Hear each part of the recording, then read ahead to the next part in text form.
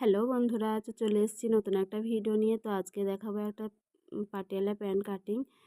তো খুব সহজ নিয়মেই দেখাবো, চলো দেখায়। তো এটা আছে 2 মিটার কাপড়।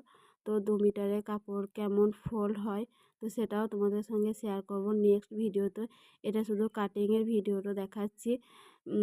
তো এই যে আমি 4 ভাঁজ করে নিয়েছি কাপড়টা, আর 4 ভাঁজ করে মানে যেটা ফোল্ড দিকটা উপর সাইডে রেখেছি, আর ভাঁজ দিকটা আমার নিচে আমার সাইডে রেখেছি। তো এই যে যেভাবে রেখেছি ঠিক সেভাবেও তোমরা রাখবে। তো এই যে আমি আমার মাপ নিয়ে নিলাম 32, আমার টোটাল ঝুল আছে 40। তো আমি কোমরপট্টির জন্য এক্সট্রা 8 ইঞ্চি ওটা চুড়িদারের পিস থেকে কেটে নেব। তো ওই জন্যে আমি এখানে 32 ঝুল নিয়েছি, আর মোহরের জন্য নিয়েছি 7 ইঞ্চি। তো এক্সট্রা 1 ইঞ্চি নিচে নিচে এই পায়ের মোহরার জন্য, যেটা পাটা মোড়াবো আর কি, সেটার জন্য নিয়ে নিলাম। আর এখান থেকে যেই ঝুলটা মানে 32 নিয়েছিলাম, ওখান থেকে হাফ করে মানে 16 হয়। তো আমি 16 ইঞ্চিতে একটা মার্ক করে নিয়েছিলাম। তারপরে এই যে সোজা ড্রয়িং করে আমি এবার কেটে নেব।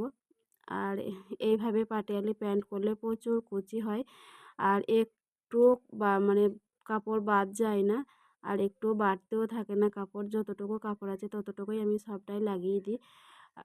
তো এই যে আমি কেটেও নিয়েছি প্যান্টটা। তারপরে ওই সাইডে অপর সাইডে যে কাপড়টা পরে থাকবে ওটা দিয়ে আমি এখানে মাপ দিয়ে এইবার কেটে নেব, যাতে কুচিটা বেশি করে হয়। তো আমি এই যে হাইয়ের মাপ রেখে, তো বন্ধুরা আমি কোনো হাইয়ের মাপ নিইনি, তো ওটা আমি সমান করে কেটে নিলাম। আর এই যে আমার কাটিং করা হয়ে গেছে। আর এই সেলাই ভিডিওটা দেখতে আমার চ্যানেলটাকে সাবস্ক্রাইব করুন, আর আমি নেক্সট ভিডিও দিয়ে দেবো সেলাইয়ের ভিডিও। তো কেমন হয়েছে একটু কমেন্টে জানাবে। দেখা হবে নেক্সট ভিডিওতে।